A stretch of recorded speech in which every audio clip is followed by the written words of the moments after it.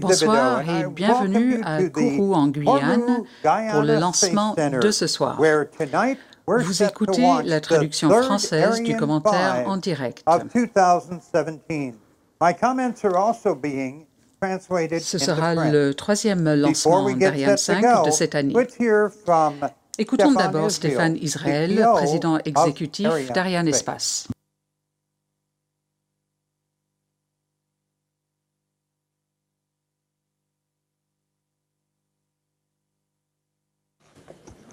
Ladies and gentlemen, Mesdames, Messieurs, Ariane Space is delighted to welcome you from the CSG for this new Ariane 5 mission, which is the third of the year with our heavyweight vehicle. In a few minutes, we are going to launch two key satellites for our customers and partners. Pour nos clients et partenaires. Viasat 2 pour l'opérateur américain Viasat. Le satellite a été fabriqué par notre partenaire de longue date Boeing. Eutelsat 172B pour l'opérateur européen Eutelsat. Ce satellite 100% électrique a été construit par Airbus, un autre partenaire très proche. Je tiens à remercier Viasat et Eutelsat pour leur confiance. Comme vous pouvez le voir sur l'écran de contrôle derrière moi, Ariane 5 est sur son pas de tir après son transfert hier. Toutes les opérations liées au décompte final se sont bien déroulées. Nous devrions donc être en mesure de lancer à exactement 20h45, heure à laquelle s'ouvrira la fenêtre de tir qui durera 1 heure. La performance globale requise pour atteindre une orbite de transfert géostationnaire pour ce lancement est de 10 tonnes 865 kg, ce qui serait un nouveau record pour Ariane 5. Comme vous le savez, le décollage interviendra 7 secondes après le H0 à l'allumage des EAP. Ariane 5 se dirigera alors vers l'est pour séparer les satellites sur une orbite elliptique avec une inclinaison de 6 degrés par rapport au plan de l'équateur. L'altitude du périgée sera de 250 km et l'altitude à l'apogée sera de 35 706 km. Viasat 2 sera le premier à se séparer 29 minutes et 26 secondes après le décollage. Ensuite, Eutelsat 172B se séparera 12 minutes et 21 secondes plus tard. Notre lancement n'est plus qu'à quelques minutes. Alors, allez Ariane 5, allez Viasat 2, allez Eutelsat 172B et bien sûr, profitez du spectacle. Merci.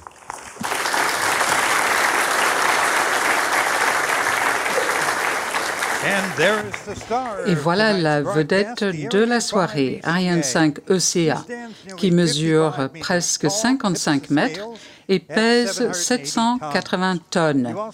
Vous voyez aussi le panneau des verres avec tous les paramètres essentiels pour le lancement. Et pour l'instant, tout est au vert, ce qui veut dire qu'on va pouvoir décoller. Dès l'allumage des deux EAP de 31 mètres de hauteur, Ariane 5 décollera. Pendant plus de 2 minutes, les EAP propulseront Ariane vers le ciel. La coiffe mesure 17 mètres et elle protège Viasat 2 en position haute et Eutelsat 172. Viasat a confié le lancement de Viasat 2 à Ariane Espace il y a une année. Ce satellite est unique à bien des égards. Les services de lancement se devaient donc d'être à la hauteur des attentes de notre client. Les analyses de mission ont été lancées en mars l'année dernière. L'objectif principal était de consolider le profil de mission pour l'un des satellites les plus lourds lancés en position haute avec Ariane 5. On a fixé un objectif de performance pour le lanceur en juin 2016. Un plan de travail a été établi pour atteindre cette performance en janvier 2017. En parallèle, le plan d'amélioration d'Ariane 5 était en cours. Certaines améliorations techniques ont été consolidées, d'autres ont été retardées. La priorité était de sécuriser le lancement. En fin de compte, on a offert à Viasat 2 une performance adéquate en l'associant à l'un des satellites les plus lourds en position basse sur Ariane 5, Eutelsat 172B.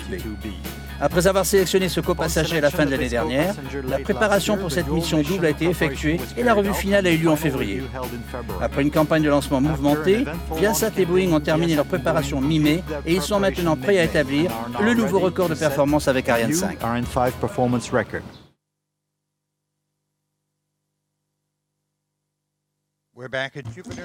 De retour à Jupiter et tout est toujours ouvert. Voilà les chefs de programme VA237 pour la mission de ce soir. Il y a Pierre-Yves Bertin, chef de programme Viasat 2, avec aussi David Abramian. Et il y a aussi pour Eutelsat 172B Béatrice Romero et Christophe Duchesne. Tous les deux, ces derniers s'occupent d'Eutelsat 172B. Bienvenue au Centre spatial guyanais. Le vol Ariane 5 VA237 emportera en position basse Eutelsat 172B, le 32e satellite de l'opérateur de télécommunications européen Eutelsat à être lancé par Arianespace. Le partenariat de longue date entre Eutelsat et Arianespace a commencé en 1983 avec le lancement d'Eutelsat 1F1. Et à ce jour, plus de la moitié de la flotte d'Eutelsat a été lancée par Arianespace. Eutelsat 172B est basé sur l'Eurostar 3000 EOR, la nouvelle plateforme tout électrique construite par Airbus Defence and Space à Toulouse. Il s'agit du premier satellite de télécom tout électrique construit en Europe et c'est aussi le premier du genre à être lancé par Ariane 5 OCA. Arianespace est fier de participer à ce projet européen et nous remercions Eutelsat de nous faire confiance encore une fois pour le lancement de son satellite. C'est ma 5e campagne de lancement avec Eutelsat et je serai ravie d'en faire d'autres bientôt.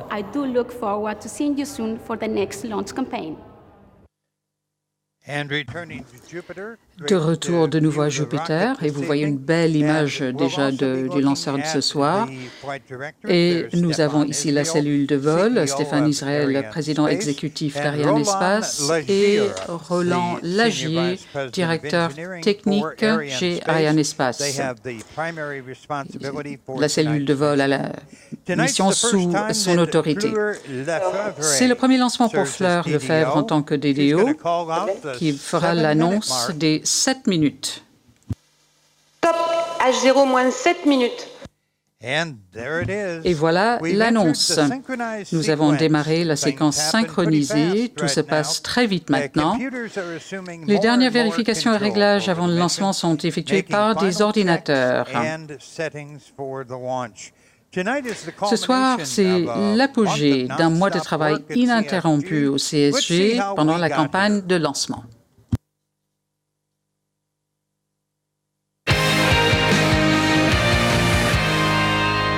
La mission Ariane 5 VA237 mettra en orbite 2 satellites de télécommunications, Viasat 2 en position haute et Eutelsat 172B en position basse.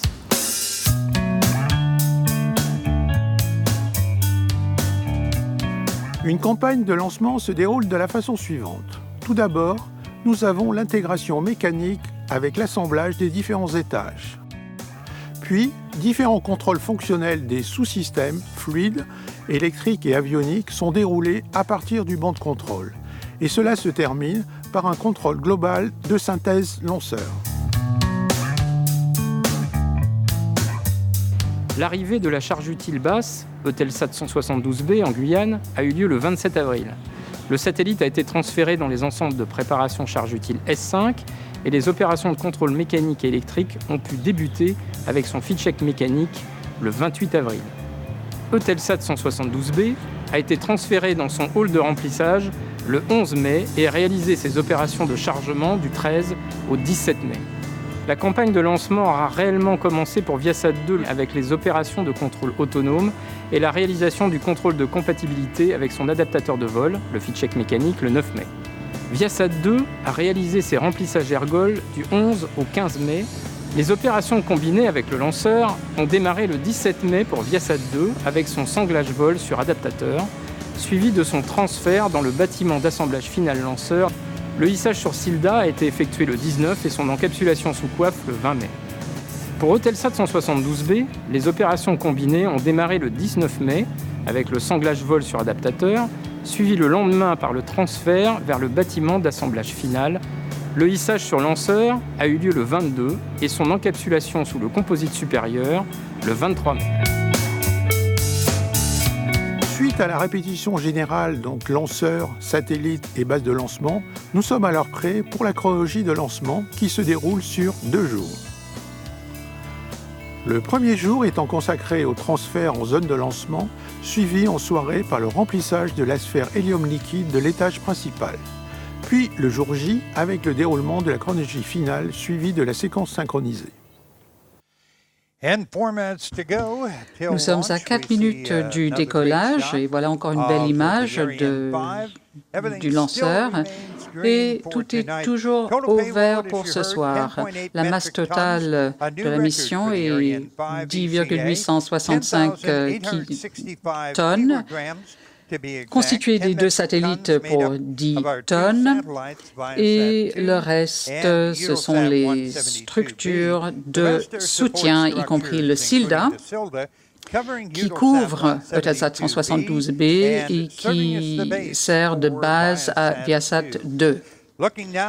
Nous voyons à l'écran les ingénieurs hautement qualifiés qui travaillent au CDL-3, qui se trouve très proche du pas de tir. C'est comme un bunker avec des murs et un toit de plusieurs mètres d'épaisseur, et en cas d'urgence, le bâtiment peut être complètement isolé. Il y a 4 équipes qui y travaillent, l'équipe opérationnelle, l'équipe de production Ariane, l'équipe qui gère la qualité et aussi l'équipe de sauvegarde pour la mission de ce soir. Ces équipes suivent de près tous les aspects techniques et les paramètres du lanceur et des charges utiles. Et ce soir, ces équipes ont la responsabilité du lancement par une fusée Ariane du 558e et 559e satellite. Encore une belle image d'Ariane 5 ECA. Vous voyez qu'il y a eu pas mal de pluie aujourd'hui, mais cela ne pose pas de problème. Nous pouvons procéder au lancement malgré la pluie. Et ici, à Kourou, il y a souvent beaucoup de pluie. D'ici un peu plus de 2 minutes, nous entendrons le rugissement d'Ariane 5 qui illuminera la nuit en envoyant Viasat et Eutelsat dans l'espace. Vous voyez les bras jaunes qui entourent le lanceur. Il s'agit des bras cryotechniques. Ces bras soutiennent les tuyaux d'alimentation. Ici à Kourou, les ergols sont très froids et ici il fait très très chaud. Donc il y a le problème d'évaporation et nous devons procéder à des compléments de plein jusqu'à la dernière minute. 90 secondes avant le décompte final, les invités ici à Jupiter quittent la salle pour pouvoir assister au lancement depuis les terrasses d'observation. Il y a d'autres invités de Viasat et de Boeing qui se trouvent... Attention pour moins 1 minute. Top H0 moins 1 minute. Alors, nous venons d'entendre l'annonce de la dernière minute. Alors, je disais que les autres invités se trouvent sur le site de Toucan, à 5 km du pas de tir. Et depuis Toucan, ils verront, ils entendront et ils sentiront physiquement le lancement d'ici 40 secondes. Je souhaite la bienvenue à tous ceux qui suivent en direct,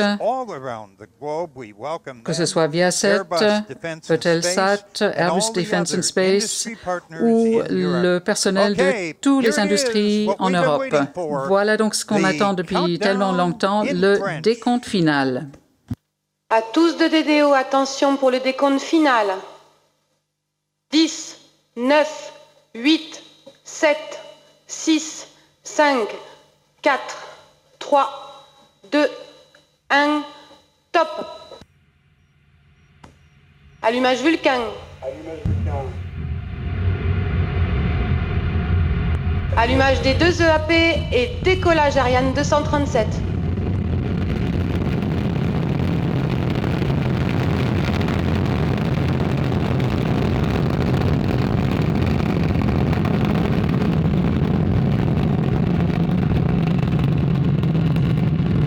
Tous les paramètres à bord sont normaux.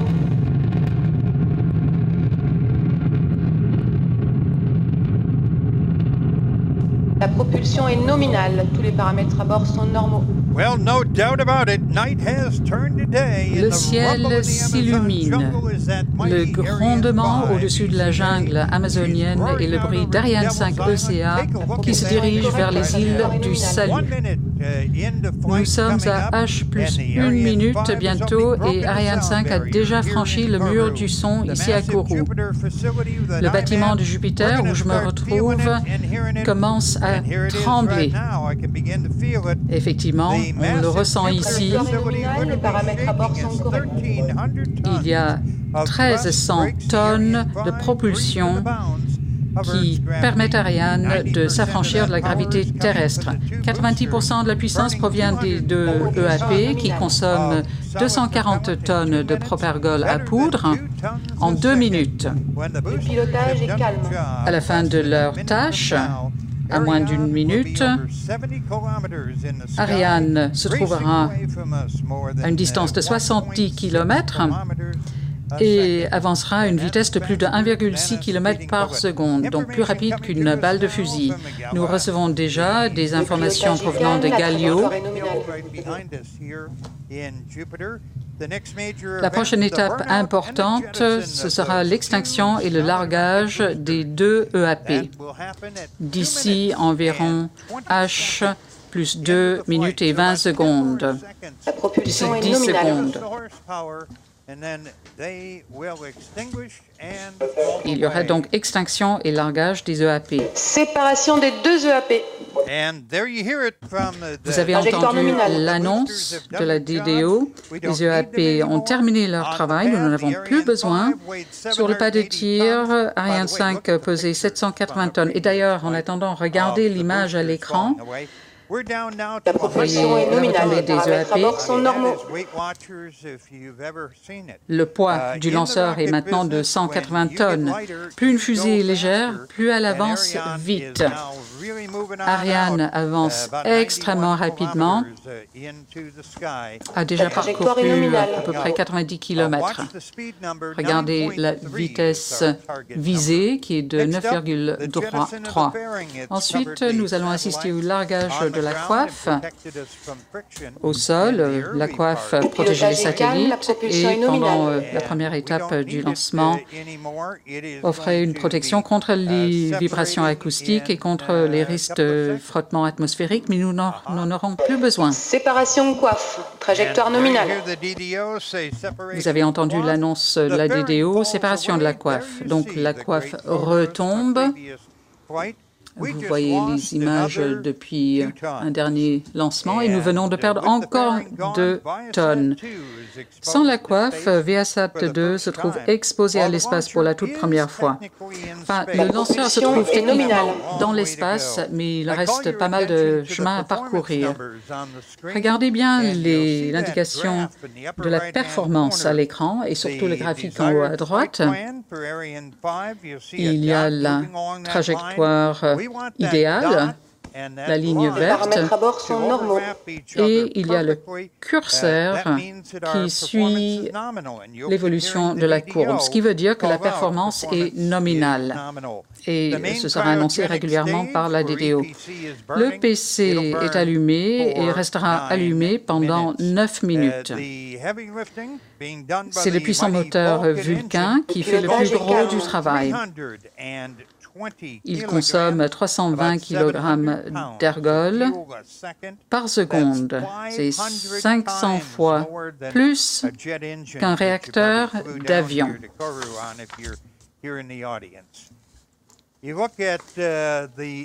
Regardez bien les images. Encore une fois, il s'agit d'images de synthèse. Il y a le premier étage et ensuite le SILDA, qui est la structure noire qui couvre le satellite Eutelsat 172B. Et ensuite, il y a ViaSat-2. Encore une fois, nous avons Galio, la station de poursuite, qui se trouve ici en Guyane. Et d'ailleurs, il y aura 5 stations aval qui seront impliquées dans ce lancement. Donc, vous venez d'entendre l'annonce. Elle a bien dit que la performance est nominale, ce qui est excellent. La propulsion est nominale. Et nous allons voir plusieurs rediffusions d'ailleurs. En fait, je pourrais passer pas mal de temps à regarder les rediffusions des lancements Ariane. Donc, regardez bien, regardez la puissance des EAP. Ariane 5 est parti à partir de ce moment-là. Il n'y a plus de retour. Donc, 6 minutes 20 après le décollage, souvent on me pose la question de savoir pourquoi est-ce que je me rends en Guyane pour un lancement. Eh bien, ma réponse est simple. Le CG se trouve à environ 500 km au nord de l'équateur et la rotation de la Terre est plus rapide ici, par exemple, qu'au Kennedy en Floride, ce qui permet à Ariane 5 de profiter de la rotation de la Terre. Et cela veut dire que les opérateurs peuvent lancer des charges utiles plus lourdes et ou augmenter la masse du carburant, ce qui augmente les recettes. Et en fin de compte, cela veut dire que c'est vraiment avantageux de lancer avec Arianespace depuis la forêt amazonienne. Nous sommes à H744 bientôt. Et d'ailleurs, c'est la station de poursuite de Natal au Brésil qui prendra la suite. Et comme je disais ce soir, pour la mission, il y aura 5 stations aval. Il y a Gallo ici, il y a Natal au Brésil et en plein milieu de l'Atlantique, il y a Ascension, l'île d'Ascension. Et il y a ensuite Libreville au Gabon, sur la côte ouest de Acquisition de la télémesure Lancer par la station de Natal au Brésil. Et la 5e station est celle de Malindi, sur la côte est de l'Afrique. Ariane envoie des données à ces stations. Et cela nous permet de savoir en temps réel exactement ce qui se passe pendant le vol. Par la suite, des ingénieurs vont examiner toutes les données pour savoir exactement comment le lanceur s'est comporté pendant la durée de la mission. Nous nous approchons de H8 minutes et 40 secondes. Ce sera l'extinction de l'EPC. Vous entendez les annonces faites par la DDO.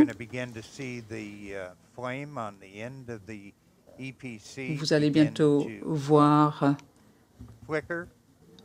la flamme en bout de l'EPC. Propulsion de l'étage à propulsion cryogénique.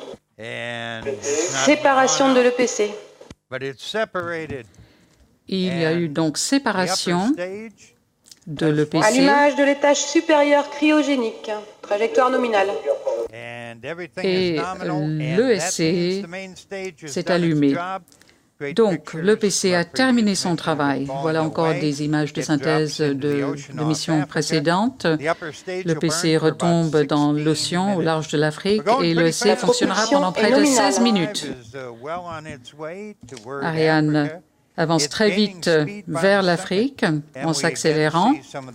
Et voilà quelques personnels clés ici qui se trouvent à Jupiter avec nous.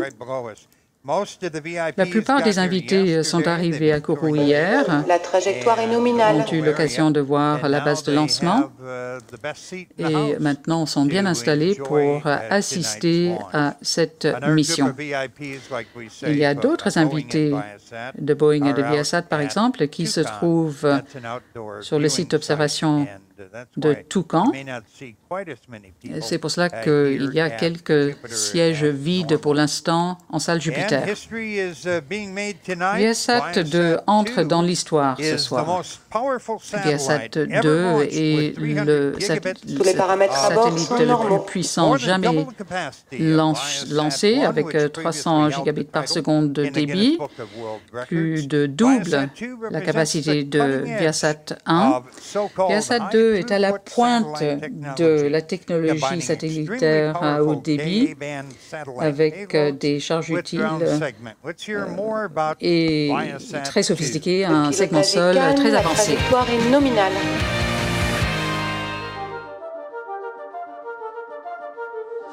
I'm thinking of the incredible breakthrough which has been made possible by developments in communications and, above all, the communications satellite. These things will make possible a world in which we can be in instant contact with each other wherever we may be. The times I really like are when you're just at the beginning of some trend or capability that you know is going to run for a long time. And launching Viasat-2 is the next big step in that journey. Viasat-2 makes big improvements over Viasat-1 in both capacity and coverage. It'll have double the capacity of Viasat-1, which was already 10 to 20 times of what had come before. The thing that we've done that matters the most is this advanced satellite designs. The key is what you put in space. You just have to put lots and lots of bandwidth up in space. Viasat-2 brings flexibility, and it magnifies what we can do from a service perspective. We're going to continue to improve the satellite's bandwidth economics as we go forward.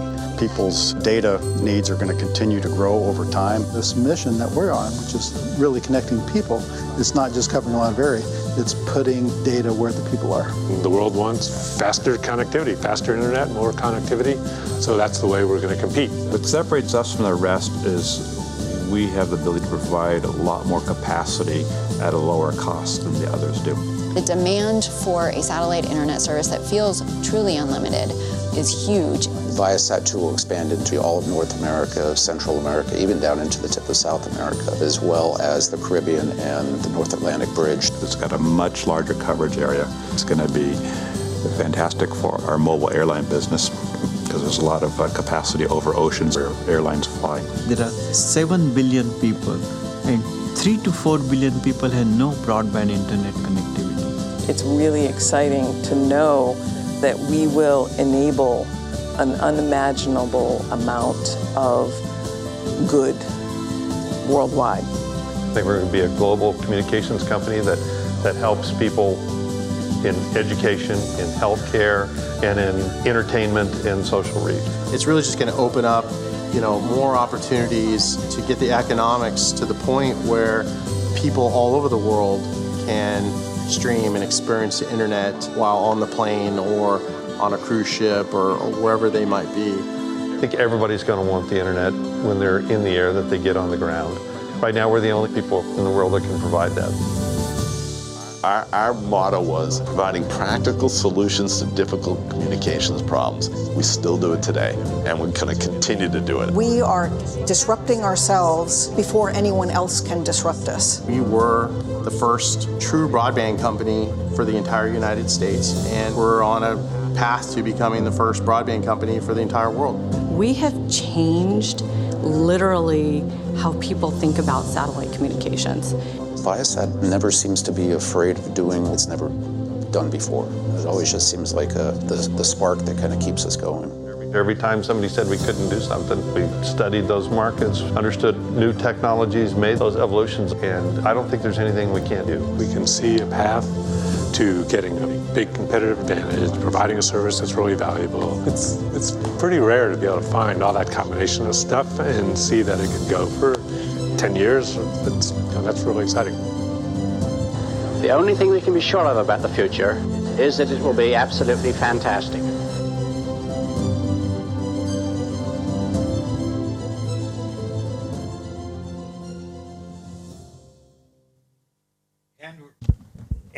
Nous revoici à Jupiter. La mission dure depuis près de 15 minutes et depuis la vidéo, Ariane 5 a été acquise par la station de l'île d'Ascension. Tout va bien, l'étage supérieur d'Ariane 5 continue de faire son travail. Voici quelques éléments sur Viasat 2. C'est le premier satellite de la flotte. Viasat a embarqué ce que l'on appelle une affectation dynamique de bande passante qui permettra de moduler la capacité en fonction de la demande de marché. Comme ça veut dire qu'il n'y aura plus de capacité bloquée sur le satellite. Une fois déployés, les panneaux solaires auront une envergure de plus de 48 mètres, soit autant qu'un Boeing 767. Avec un poids de 6 tonnes 4, plus que 4 voitures compactes, il a fallu plus de 40 mois pour le concevoir et le construire, et il embarque plus de 37 km de câblage électrique. Viasat 2 utilise une propulsion hybride où les propulseurs chimiques conventionnels effectueront les premières opérations de mise à poste et c'est ensuite que des propulseurs électriques au xénon très performants feront le reste du travail.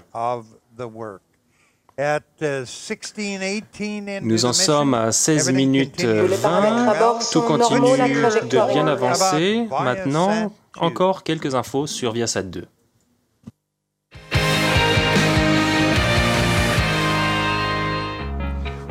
La collaboration avec Arianespace a été très agréable, très professionnelle. Ils ont bien travaillé avec Viasat et Boeing, une seule équipe avec un objectif commun.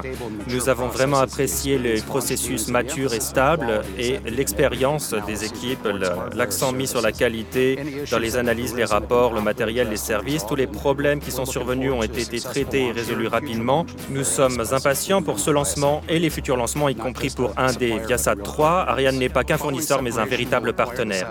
Après la séparation, nous allons acquérir le satellite dans environ 25 minutes grâce à notre station sol de Hassan. Ensuite, on passera quelques jours à faire des vérifications de base, à configurer le satellite pour les opérations orbitales, faire des mesures à distance pour affiner le plan de mise à poste. Viasat 2 a un système de propulsion hybride à la fois chimique et électrique. La phase chimique prendra environ 2 semaines. Ensuite, on va déployer les panneaux solaires et on va commencer la mise à poste électrique qui prendra quelques mois. Une fois en orbite géostationnaire, on va déployer les réflecteurs et les panneaux radiants et ensuite on fera les essais à poste pour un transfert opérationnel à la fin de l'année et la mise en service. Et nous revoici à Jupiter, tout va bien et voici les responsables d'Eutelsat et d'Airbus qui travaillent sur Eutelsat 172B depuis des années. En position basse, ce soir, Eutelsat 172B est le premier satellite 100% électrique haute puissance construit en Europe et lancé par Arianespace. Il sera positionné au-dessus de la région Asie-Pacifique avec une portée qui couvrira à la fois l'Alaska et la Nouvelle-Calédonie. Ce sera le nouveau poids lourd d'Eutelsat pour des marchés qui couvrent la connectivité pour le secteur maritime et public, la vidéo et les services de données. L'une des caractéristiques les plus passionnantes de ce satellite à haut débit est sa charge utile avec 11 faisceaux elliptiques qui seront utilisés pour la connectivité en vol sur certains des couloirs aériens les plus chargés. Eutelsat fête ses 40 ans cette année et ce qui était à l'origine un système satellitaire régional pour l'Europe est désormais l'un des plus grands opérateurs dans le monde avec 39 satellites en orbite autour de la Terre. Il y en a 4 autres actuellement en construction. Le pilotage est calme, la trajectoire est nominale. Et globalement, depuis sa création, Eutelsat a accumulé plus de 500 ans d'expérience avec ses différents satellites en orbite dans l'histoire. Viasat et Eutelsat ne font pas que partager une fusée ce soir, ce sont des partenaires commerciaux solides depuis plus de 10 ans. C'est maintenant le moment de découvrir Eutelsat 172B.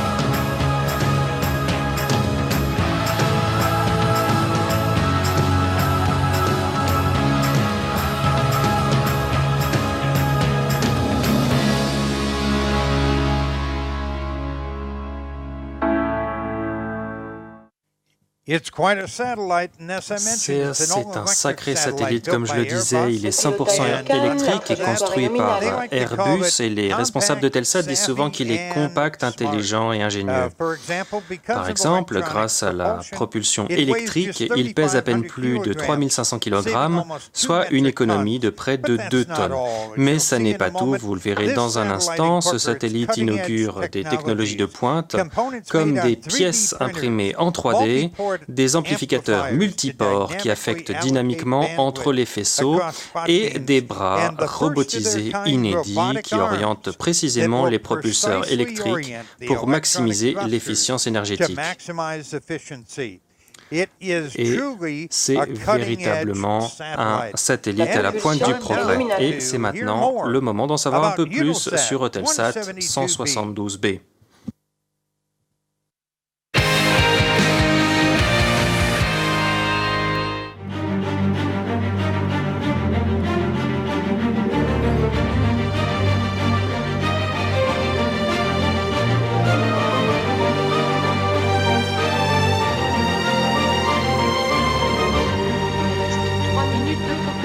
De l'étage ESC.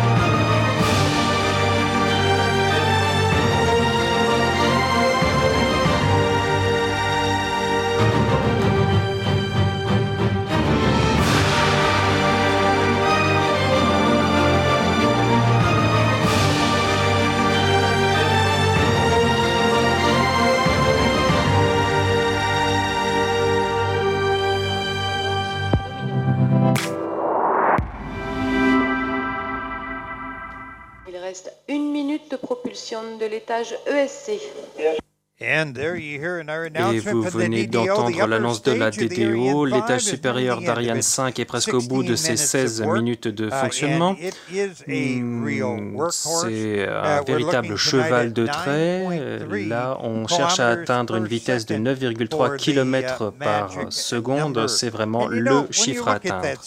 Et cette vitesse est presque impossible à conceptualiser. Voyez plutôt, l'homme le plus rapide sur Terre, c'est Usain Bolt, qui court à environ 10 mètres par seconde. La voiture la plus rapide est une Ferrari à 100 mètres par seconde. Une balle de fusil va environ à 1000 mètres seconde. Ariane 5, elle, va à 9 fois la vitesse d'une balle de fusil. C'est même encore plus vite que Superman. Alors, l'ESC a presque fini son travail à 25 minutes 24. Vous venez de voir Extinction de l'étage supérieur cryogénique. Et vous avez entendu la DDO. L'ESC a terminé la phase propulsée de la mission. Début de la phase d'orientation au profit de la charge utile haute, Viasat 2. Nous sommes maintenant au point nécessaire en matière de vitesse. Les événements s'enchaînent rapidement car nous entrons dans ce que l'on appelle la phase balistique, ce que les ingénieurs appellent la phase SCAR. Mais pour nous autres, ce serait plutôt un balai spatial. Les ordinateurs de bord d'Ariane 5, qui sont très puissants, font les calculs nécessaires pour aligner précisément le lanceur pour les étapes suivantes. Alors, voyons où nous en sommes. Nous sommes assez hauts, nous allons assez vite. Les EAP et les 2 étages d'Ariane 5 ont fait leur travail.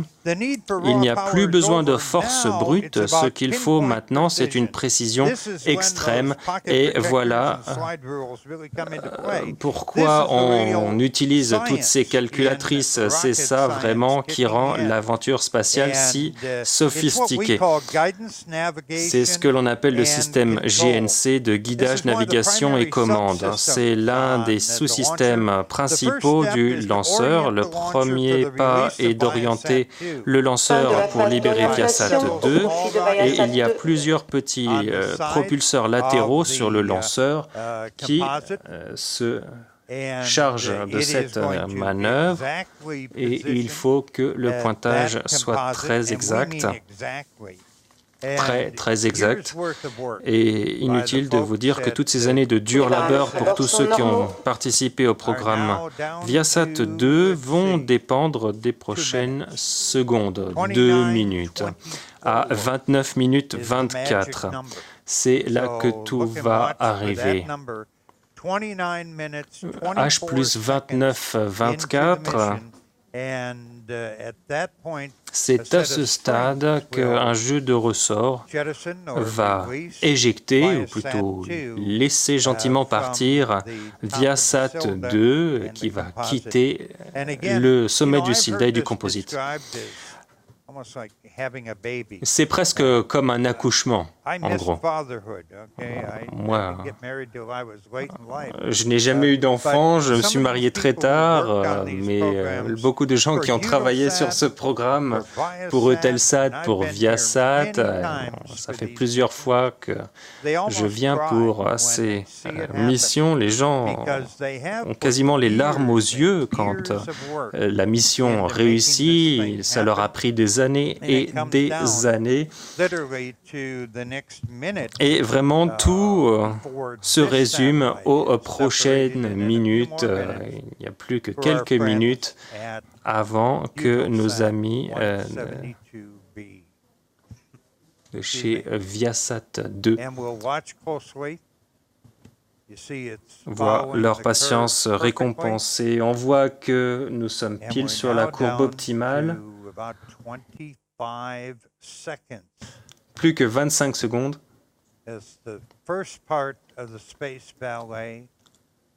Ce sera la fin de la première partie du balai spatial. Nous entendrons l'annonce de la DDO.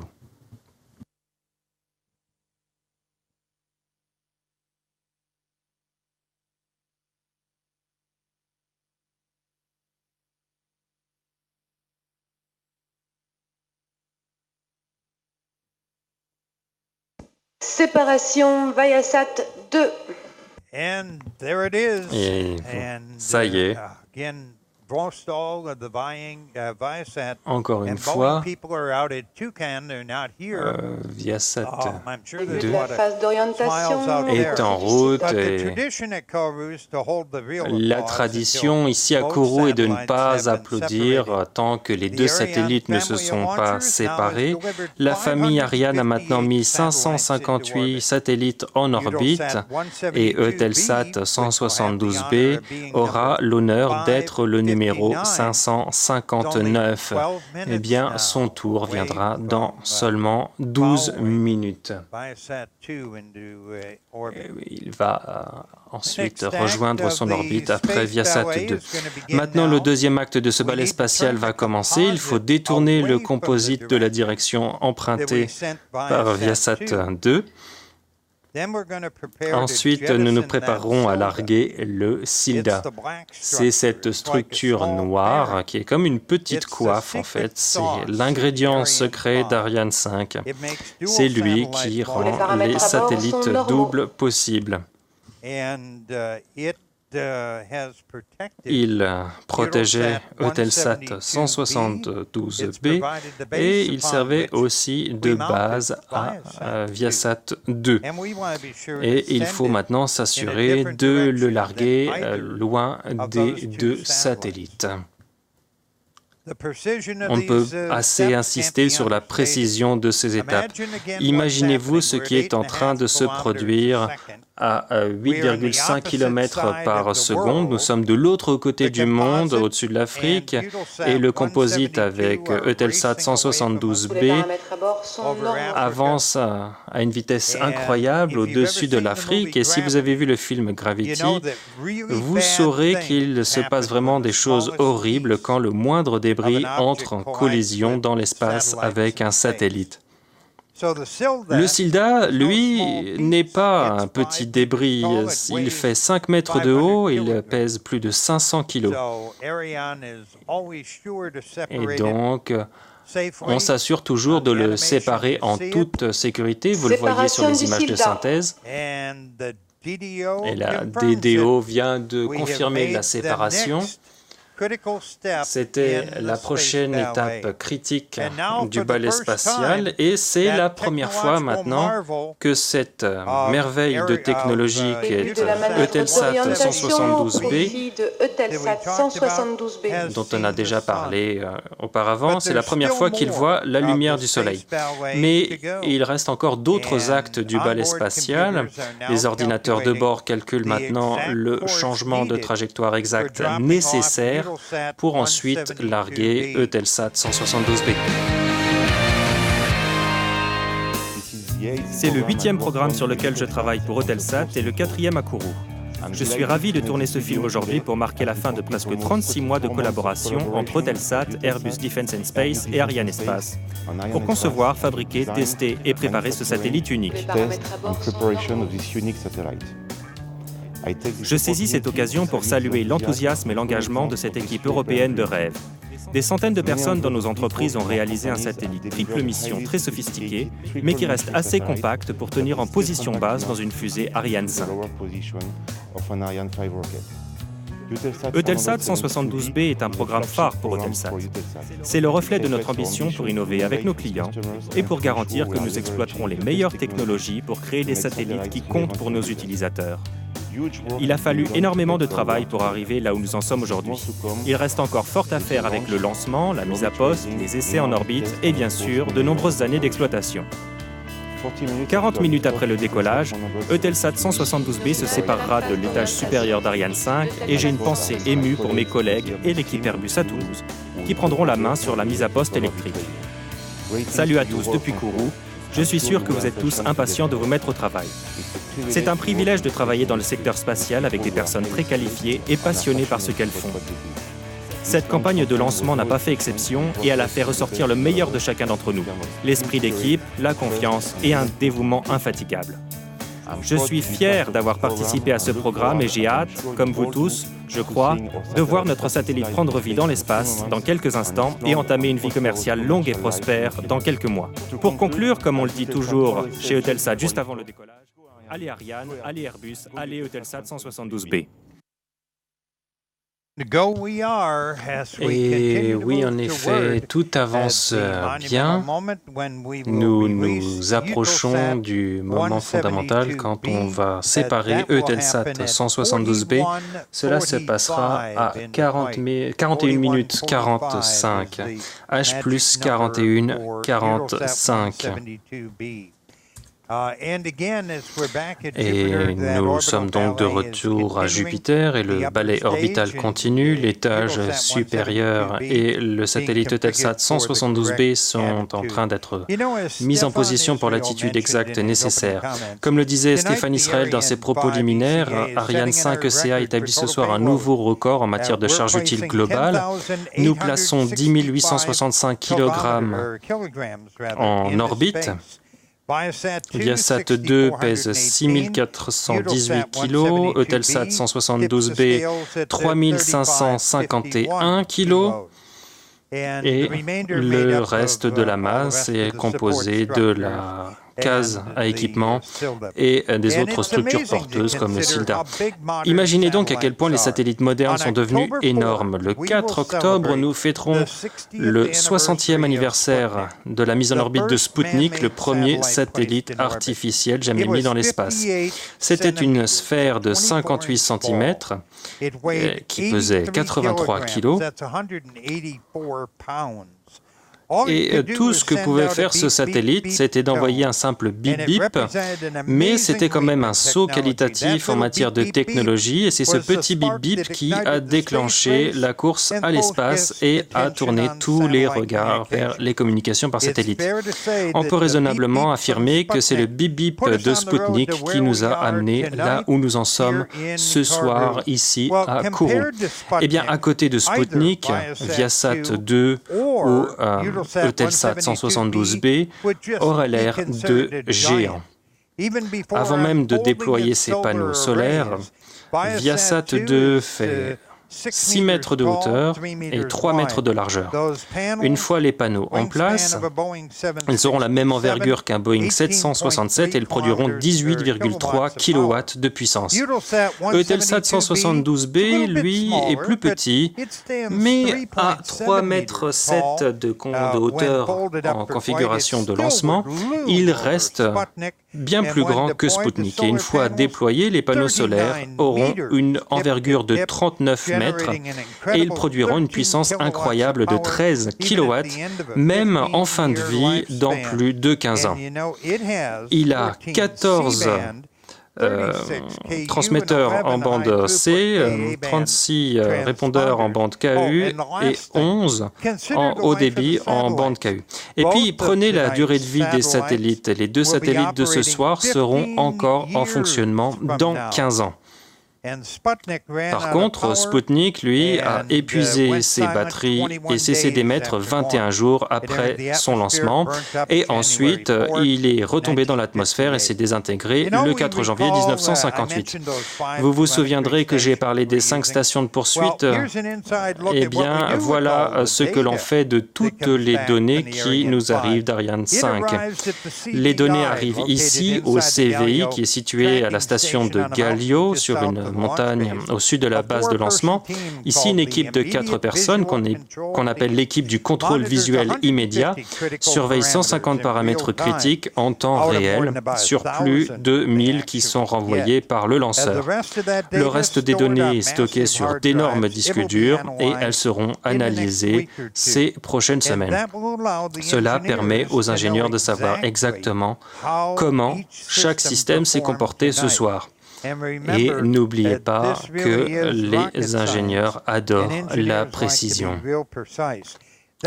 Ce processus de partage des données techniques et opérationnelles avec les clients dès le premier jour de la signature du contrat, pendant toute la campagne de lancement et ensuite avec l'analyse de niveau 0, eh bien, c'est une part essentielle de l'engagement envers la transparence absolue de la part d'Arianespace. Le client et Arianespace fonctionnent comme une seule équipe. Du début à la fin, ils sont unis avec un seul objectif en tête, mettre en orbite en toute sécurité, à l'heure et à l'endroit prévu, la précieuse charge utile de chaque client. C'est ce souci du moindre détail qui a joué un rôle majeur dans la réussite inégalée de la famille de lanceurs Ariane. Ce soir, ce serait le 79e succès consécutif d'Ariane 5 et cela en fera, une fois que l'on aura bien sûr correctement séparé Eutelsat 172B, et ça en fera le lanceur commercial lourd le plus fiable. Et c'est aussi le seul qui soit spécialisé dans les lancements doubles. Nous en sommes maintenant aux dernières étapes du balai spatial. Le déploiement de Eutelsat 172B se rapproche. Regardez le chronomètre. Il est prévu à H plus 41, 45. Dans environ 1 minute 10 secondes,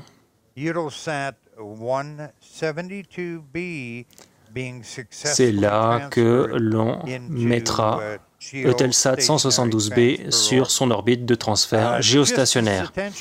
L'attention était au maximum pour nos amis de Viasat.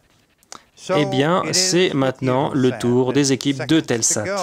Il ne reste plus que quelques secondes avant que l'on entende l'annonce à 41 minutes 45, la dernière étape du balai spatial, pour s'assurer que l'on soit exactement sur la bonne trajectoire avant que les ressorts laissent partir Eutelsat 172B sur sa trajectoire. Et c'est là vraiment que la fête pourra commencer avec le 79e succès d'affilée pour Ariane 5.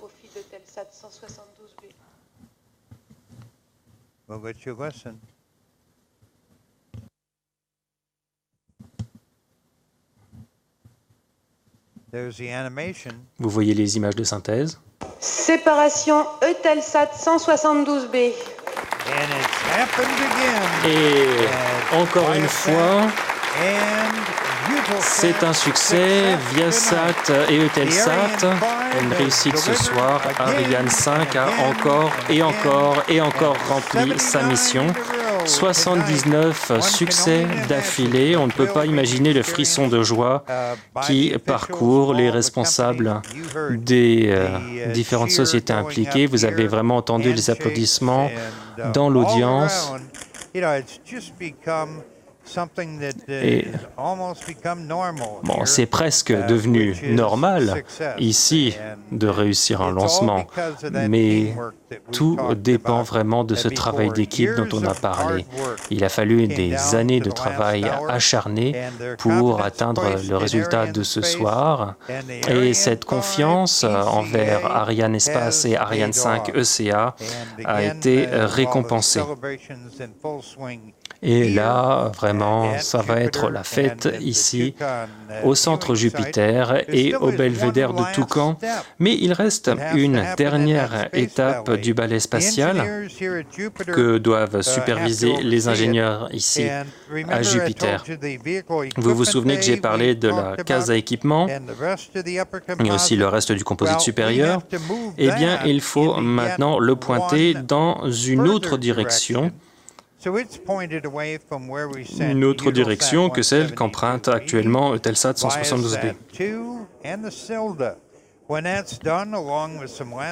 Et quand ce sera fait, avec quelques derniers ajustements techniques, eh bien, la mission VA237 sera officiellement terminée. Nous attendons encore les discours officiels de plusieurs des personnalités ici ce soir. On voit les techniciens au téléphone qui vérifient l'état des satellites. Ils travaillent aussi avec leurs équipes au sol dans le monde entier. Les choses viennent de se terminer ici à Kourou, mais c'est le début du travail pour les opérateurs satellitaires. Comme vous l'avez vu dans les sujets, Viasat 2 et Eutelsat 172B prendront quelques mois pour passer de l'orbite de transfert géostationnaire sur laquelle nous les avons placés ce soir, ce que l'on appelle la GTO. Ils passeront de cette GTO à leur position définitive en orbite géostationnaire, environ 70 degrés de latitude ouest pour Viasat 2 et à 172 degrés de latitude est pour Eutelsat. Et là, encore une fois, il a fallu seulement 45 minutes. On revoit le décollage. Et là encore, on ne se lassera jamais de voir ces rediffusions avec différents angles, mais c'est toujours incroyable. Là, on voit les équipes de Viasat qui vérifient l'état de leurs satellites. On fait la même chose chez Eutelsat. Et les discours officiels seront tenus une fois qu'on aura confirmé la bonne santé des deux charges utiles. Là encore, les 558e et 559e satellites placés en orbite par la famille Ariane. Et regardez-moi ce sujet. On a illuminé la nuit ici au-dessus de la forêt amazonienne. On a senti le sol trembler quand ces deux EAP s'allument. C'est vraiment là que les choses sérieuses commencent. Le sol se met à trembler et Ariane 5 se dirige vers les îles du Salut. Et c'est la 79e fois d'affilée qu'Ariane 5 a réussi sa mission.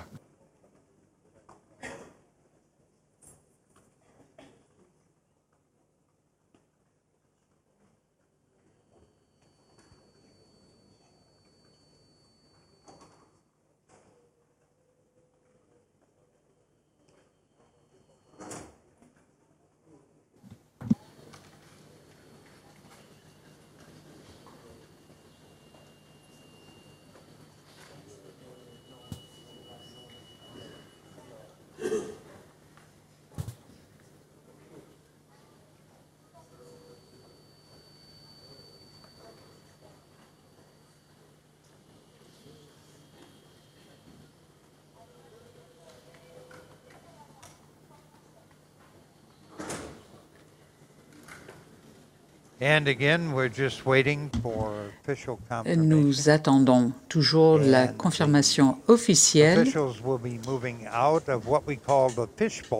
et les autorités vont quitter le bocal pour se rapprocher de nous afin de tenir leur discours. Et voilà encore une rediffusion du lancement, du moment du décollage. Tous les ingénieurs sont au téléphone pour vérifier que tout va bien, et pour Eutelsat 172B et pour Viasat 2. Regardez l'image. Je pense que cela a dû être filmé depuis Jupiter. C'est la 12e fois que j'assiste à un lancement. Enfin, mais je n'ai jamais vraiment assisté à un lancement parce que je me retrouve à l'intérieur. Mais c'est vraiment une image impressionnante. Voir Ariane monter dans le ciel.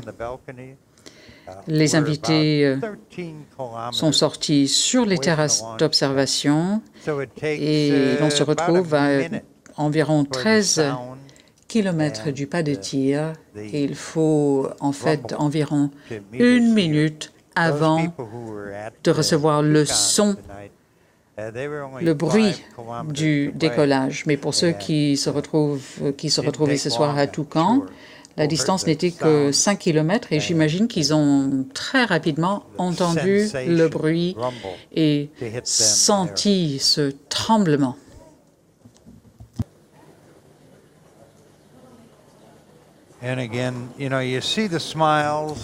Voilà, tout le monde sourit. Et je vous ai déjà dit que c'est vraiment le résultat de nombreuses années de travail acharné. Donc il suffit de faire le calcul du nombre d'heures nécessaires pour construire ces satellites. Toute la technologie de pointe qui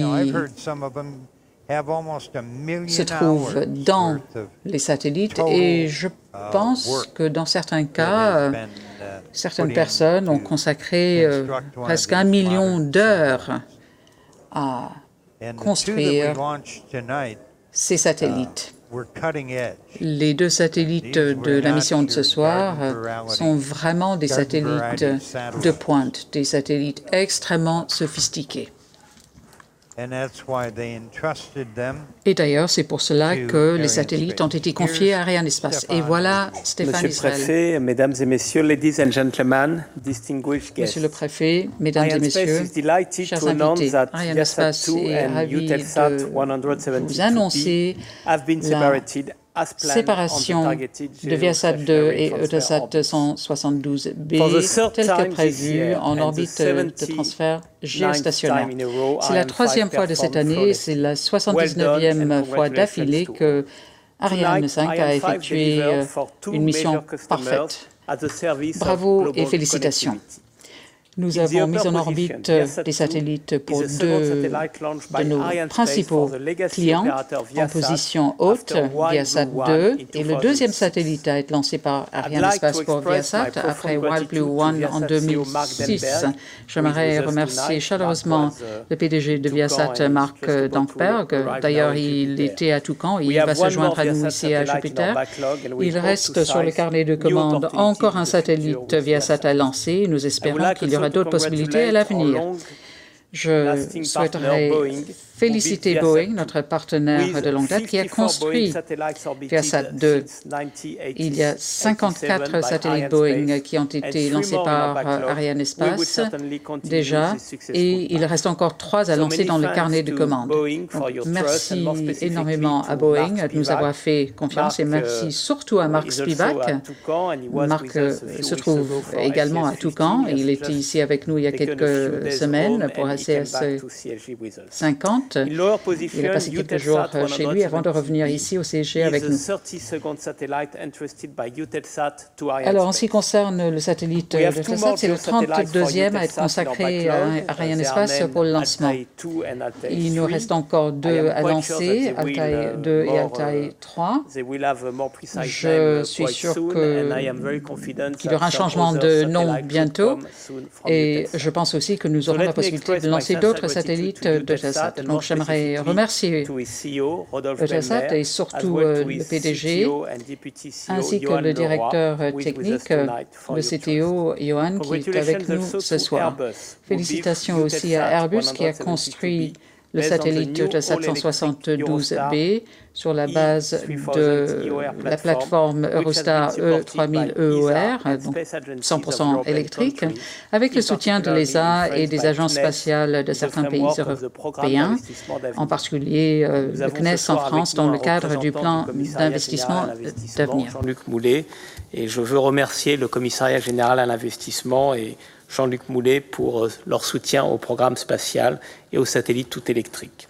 This launch brings the total to Avec ce lancement, nous avons lancé un total de 118 satellites Airbus et il y en a encore 15 dans le carnet de commande. Et il y a aussi plus de 600 satellites OneWeb. Je souhaite remercier Dirk Hoek de ce partenariat de longue durée et aussi j'aimerais remercier Nicolas Chamussi qui est avec nous ce soir. Permettez-moi de souligner le fait qu'avec cette mission de ce soir, nous avons atteint encore un record de performance avec Ariane 5 qui a mis en orbite 10 tonnes 865 kilos en orbite de transfert géostationnaire, ce qui correspond à une performance, un gain de performance de plus de 1,5 tonnes depuis le début du programme Ariane 5 ECA. Avec le soutien de l'ESA et du CNES et en partenariat avec notre maître d'œuvre ASL, les activités se poursuivent pour améliorer encore plus cette performance petit à petit jusqu'en 2019, donc avec une augmentation de 250 kilos afin de satisfaire les attentes de nos clients. Mesdames et messieurs, c'est le 6e vol réussi de l'année, le 3e avec Ariane 5, mais c'est le premier lancement d'un satellite tout électrique. Arianespace démontre encore une fois sa disponibilité et la versatilité de sa famille de lanceurs pour ses clients. J'aimerais encore une fois féliciter tous les partenaires de la réussite de ce soir, à commencer par l'ESA et tous les États membres du programme Ariane dont le soutien est essentiel. Airbus Safran lanceur qui s'appelle maintenant Ariane Group et vous savez qu'il s'agit de notre premier actionnaire, et c'est le maître d'œuvre aussi d'Ariane 5, et Nicolas Charmeau est ici ce soir. Merci aussi au CNES, l'autorité de conception, et notre partenaire ici au CSG, et merci aux contractants en Guyane et aux employés au CSG. J'aimerais rendre un hommage aux collègues d'Ariane Espace de cette réussite d'Ariane, et nous sommes maintenant à mi-chemin en ce qui concerne notre objectif de l'année, c'est-à-dire d'avoir 12 lancements. J'aimerais maintenant donner la parole à nos clients et à nos partenaires, à commencer par Eutelsat. Merci.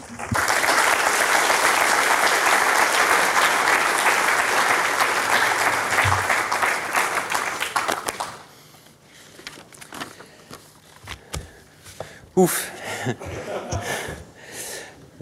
Good evening, everybody. Bonsoir à tous. Après un lancement réussi, les sentiments sont toujours les mêmes, soulagement, bonheur et fierté.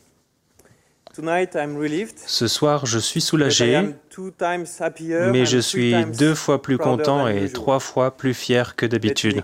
Je vais vous expliquer pourquoi. Je suis 2 fois plus heureux parce que ce n'est pas simplement un lancement réussi pour Eutelsat, c'est aussi un lancement réussi pour notre partenaire Viasat. Avec Viasat, cela fait 10 ans que nous partageons la conviction selon laquelle, grâce à la technologie satellitaire, on peut améliorer la connectivité partout dans le monde, y compris dans les avions. Et nous avons décidé, ces prochaines années, de prouver ensemble notre capacité à réduire très fortement la fracture numérique en Europe. Je suis 3 fois plus fier aussi parce que Eutelsat 172B est un exemple brillant du meilleur que peut offrir l'industrie européenne quand elle travaille ensemble. C'est beaucoup plus qu'un succès réservé à Eutelsat. C'est le succès de 3 sociétés européennes qui ont travaillé en tant qu'équipe, une véritable équipe. Avec Airbus, qui en temps record a livré le premier satellite tout électrique d'Europe et le plus puissant dans le monde, Ariane Espace, qui a illustré encore une fois ce soir sa capacité à mettre avec grande performance et compétitivité des satellites à propulsion électrique très puissants en orbite. Nous sommes aussi très fiers d'avoir des clients avec nous ici à Kourou qui, grâce à cette réussite, pourront utiliser Eutelsat 172B pour des applications publiques et des services vidéo, y compris une connectivité en l'air et en mer dans la région Asie-Pacifique. À sa position finale, à 172 degrés de latitude est, elle apportera polyvalence et puissance à une région très dynamique de l'Australie à l'Alaska. Eutelsat 172B est le 32e satellite lancé par Ariane Espace pour le compte d'Eutelsat en presque autant d'années. Il y a une règle dans le spatial, comme dans le sport d'ailleurs, selon laquelle on ne change pas une équipe qui gagne. Donc, en accord avec ce principe, je suis vraiment ravi qu'aujourd'hui nous ayons signé avec vous, Stéphane et Jacques, un accord pour 3 autres lancements Ariane 5 ces 2 prochaines années.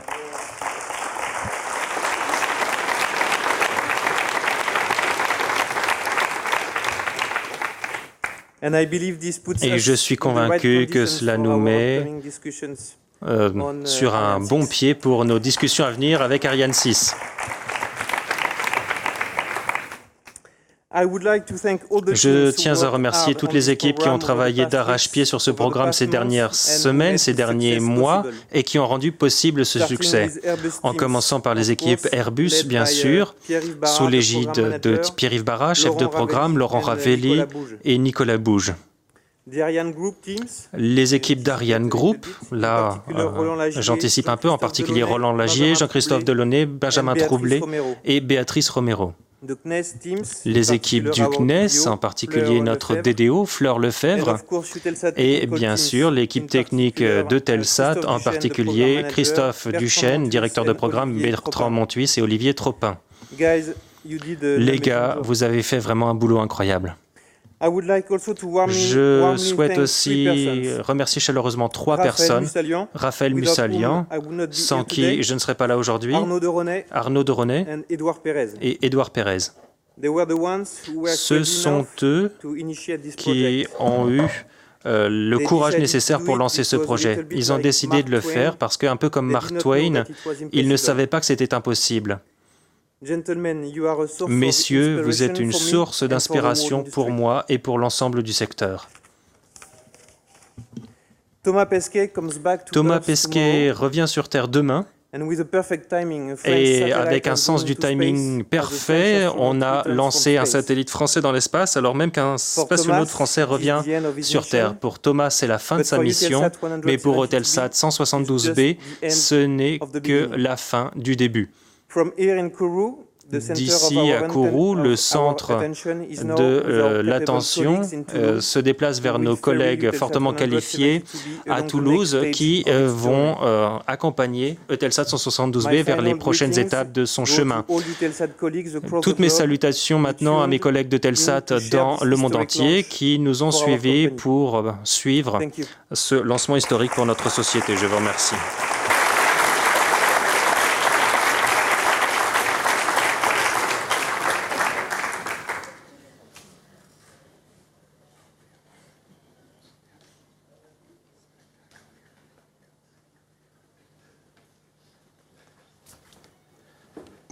Good evening, everyone. Johan, I think, Bonsoir à tout le monde. Arnaud de Ronet is in Toulouse. Johan, je pense qu'Arnaud se trouve à Toulouse, donc salut Arnaud. Send me an SMS that we have received the first telemetry from the satellite, so it seems to be je viens de recevoir un SMS comme quoi on aura reçu les premières données depuis le satellite, donc c'est une bonne chose. C'est toujours un événement remarquable, malgré la météo. J'avoue que je n'ai pas vérifié les paramètres orbitaux de l'ISS. Peut-être que Thomas a même vu le lancement. Je n'en suis pas sûr. Thomas, je ne sais pas si tu suis la vidéotransmission en direct, mais bon, profite bien de tes dernières heures là-haut. D'ailleurs, je pense que si on pouvait voir le lancement depuis là, ce serait pas mal. Merci encore une fois à Ariane Group. Merci au JV et merci Alain, merci Stéphane de cette mission tant attendue. Merci à tous ceux au BIL, au BAF, aux locaux CSG, du CNES, de l'ESA qui ont travaillé en back-office dans les centres de contrôle et ont testé et géré le lancement. Merci aussi à nos amis d'Eutelsat, Johan, Rodolphe, j'imagine que tu es quelque part à Paris. Merci. Encore une fois, nous sommes vraiment honorés par cette confiance renouvelée en nous chez Airbus. Je pense que la première fois remonte à 1986 avec le lancement de la première plateforme du même type pour vous. Donc, encore une fois, il s'agit d'une nouvelle première avec 172B, les différentes composantes, les capacités technologiques, enfin, toutes les innovations. Nous sommes ravis de pouvoir continuer la coopération long terme et je pense que nous allons faire de plus en plus d'avancées. Félicitations aussi à nos collègues et amis de Viasat, Marc et Marc. Vous êtes revenus du site d'observation. Nous étions ravis de partager le lancement ce soir avec vous en tant que co-passagers. Et merci d'avoir attendu le largage de notre satellite. Nous n'avons pas l'habitude d'être en position inférieure. Nous avons plutôt l'habitude de fournir le satellite plus grand en position supérieure, mais avec la propulsion tout électrique, il était possible d'alléger le satellite, le rendre plus compact, tout en maintenant sa puissance. Donc, c'est pour cela que nous avons pu accepter la position inférieure. Merci encore une fois.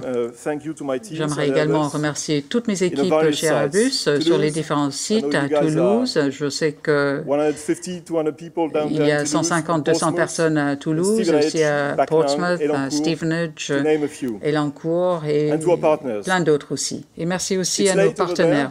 Je pense que c'est en plein milieu de la nuit, là-bas en Europe, 2 heures du matin, enfin 2-3 heures du matin.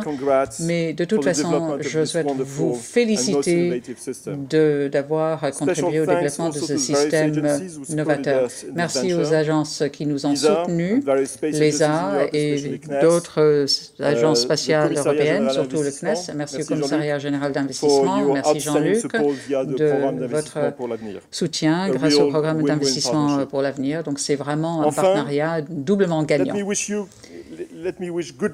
Je souhaite bonne chance à tous ceux qui se trouvent à Toulouse pour nous et à Eutelsat. Il s'agit d'individus passionnés que l'on voit rarement.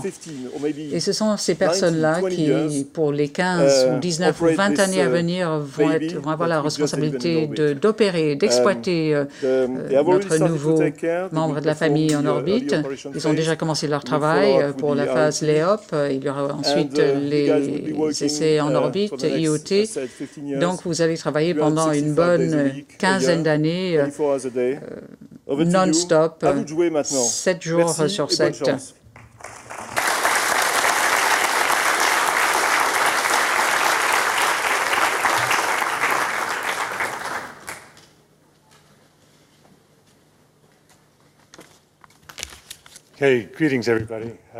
Bonjour à tous, il va falloir me pardonner si j'ai un énorme sourire sur le visage après avoir vu ce lancement spectaculaire depuis le belvédère de Toucan. La première chose que je souhaite faire, c'est au nom de tout le monde chez Viasat, de tous nos salariés, toute notre équipe, nos clients et nos partenaires, je souhaite vraiment remercier Arianespace et Boeing pour ce boulot fabuleux. Nous nous sommes toujours sentis soutenus par vous deux. Et comme on l'a déjà dit, ça a été vraiment une performance record pour les deux sociétés.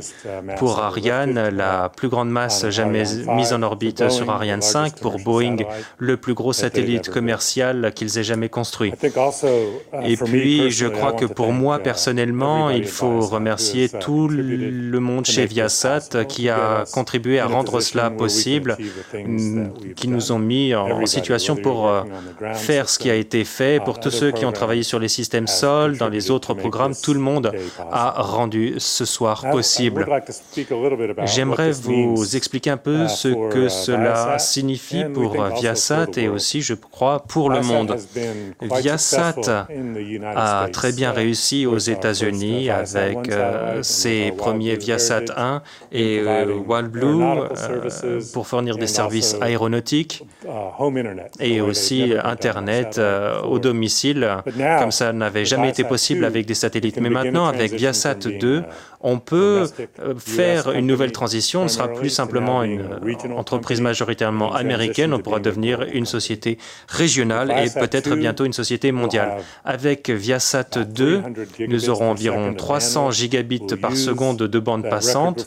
On utilisera cette performance record qui nous a été offerte par Arianespace et Boeing pour créer le satellite de télécommunication le plus puissant du monde. On pourra fournir un Internet plus rapide avec plus de bande passante à plus d'utilisateurs. Et on pourra rendre ce service sur une couverture beaucoup plus large qu'auparavant. On pourra desservir plus de populations, qu'ils soient chez eux. On pourra étendre notre couverture sur l'océan Atlantique jusqu'à l'Amérique du Sud et dans les Caraïbes pour nos clients dans l'aéronautique, pour les navires de croisière et d'autres applications. Et ça tombe bien avec notre partenaire de lancement, Eutelsat. Nous avons une relation très fructueuse depuis longtemps et on offrira une couverture complètement intégrée de l'Europe au-dessus de l'Atlantique jusqu'en Amérique du Nord, dans la bande Ka, avec la plus forte performance possible. Chez Viasat, nous avons une mission. Nous voyons cela comme une grande étape pour réaliser cette mission, mais nous voulons rendre nos satellites les plus compétitifs possibles pour le haut débit à la maison que n'importe quelle technologie terrestre. Nous savons que c'est un but ambitieux, nous savons que c'est bon pour Viasat, pour toutes nos patries prenantes et pour l'ensemble du secteur des satellites. Si l'on peut démontrer que c'est possible, ce sera génial pour les internautes. Pour ce faire, il y a beaucoup de problèmes technologiques difficiles à résoudre. Ça a déjà été le cas en partie avec Viasat 2. Non seulement il y a beaucoup de bandes passantes, la plus large possible, une très large couverture, mais pour la première fois à cette échelle, nous avons beaucoup de polyvalence et de flexibilité dans l'affectation de la bande passante. On peut vraiment l'envoyer là où elle est nécessaire. Il y a encore beaucoup de recherches technologiques à mener. On a déjà commencé. Nous sommes vraiment au milieu dans le programme Viasat 3 et nous sommes ravis et reconnaissants de travailler avec Boeing et Ardian sur le premier des nouveaux satellites Viasat 3. Enfin, je tiens à féliciter Eutelsat pour leur mission réussie, Airbus également pour la réussite de leur mission. Merci encore une fois à tous ceux qui ont travaillé chez Viasat, notre partenaire de lancement, et profitez du succès de ce soir, en tout cas c'est mon cas, et on va vraiment saisir toutes les occasions qui ont été créées pour nous.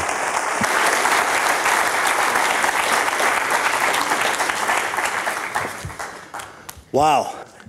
So if everyone here in the audience, bon, qui dans le public a vu son premier lancement ce soir? Levez la main.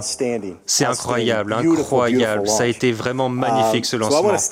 Je vais commencer par des félicitations aussi pour Viasat, Arianespace et puis les équipes Boeing pour tout le travail incroyable qui a été mené pour parvenir à ce lancement ce soir qui a été vraiment merveilleux.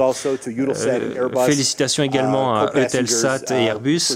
Notre copassager ce soir, c'était vraiment un grand événement pour nous tous. Donc félicitations aussi à vous les gars. C'est agréable de revenir ici, Stéphane, pour être en Guyane française. Ça fait 54 satellites et on espère que ça va augmenter avec Soyuz et Vega et aussi avec Ariane.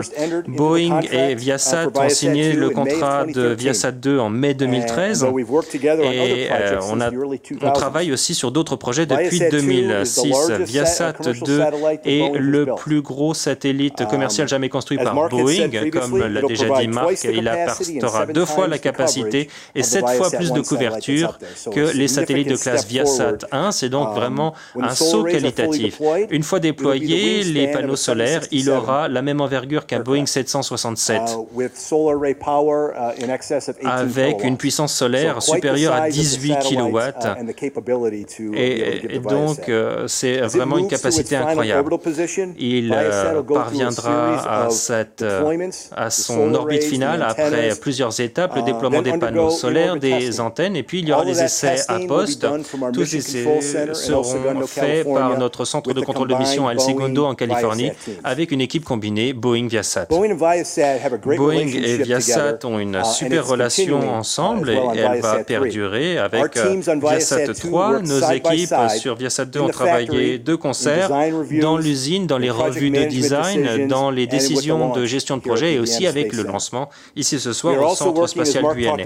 Comme l'a déjà dit Marc, nous travaillons déjà sur Viasat 3, un satellite avec plus de 25 kW de puissance, une propulsion toute électrique et on intégrera des technologies de charge utile Viasat. Donc avec Viasat, on continuera de faire progresser la technologie. C'est un honneur que nous ressentons avec modestie. Viasat nous a confié sa prochaine génération de satellites. Ce sera vraiment une révolution dans le secteur pour connecter le monde. Merci encore à Viasat, Arianespace et l'ensemble de l'équipe Boeing Satellite qui nous regarde à El Segundo en Californie et aussi l'équipe de lancement ici. Merci pour votre travail acharné, votre dévouement, votre soutien pour nous permettre de réaliser ce magnifique lancement ce soir. Continuons de changer le monde. Merci.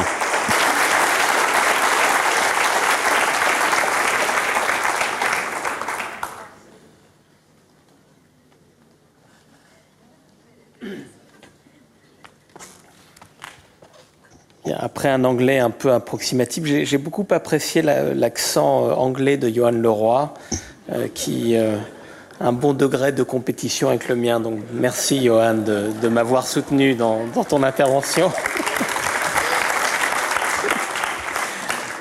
Donc je vais m'exprimer en français pour clore cette soirée. Donc nous serons de retour le 28 juin, ici au Centre spatial guyanais, dans cette salle Jupiter.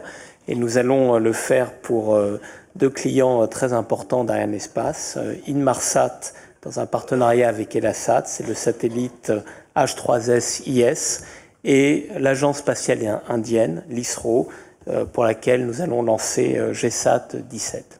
Voilà, mesdames et messieurs, profitez bien de la fin de cette soirée et merci encore à nos clients et à nos partenaires. Merci beaucoup.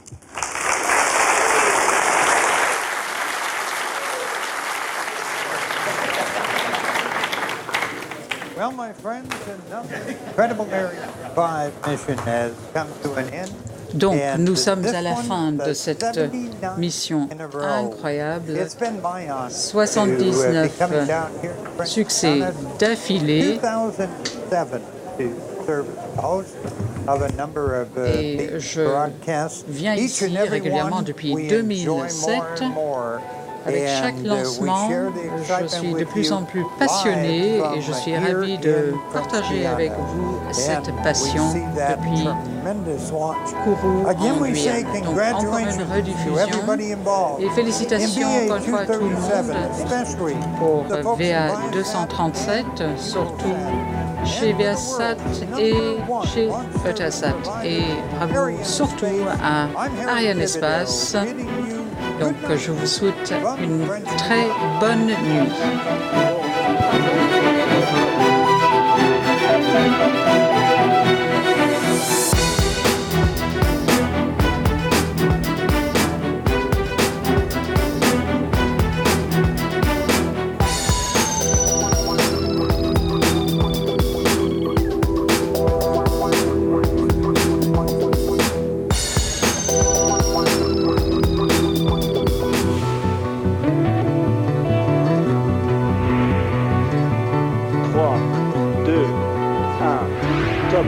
Allumage et décollage.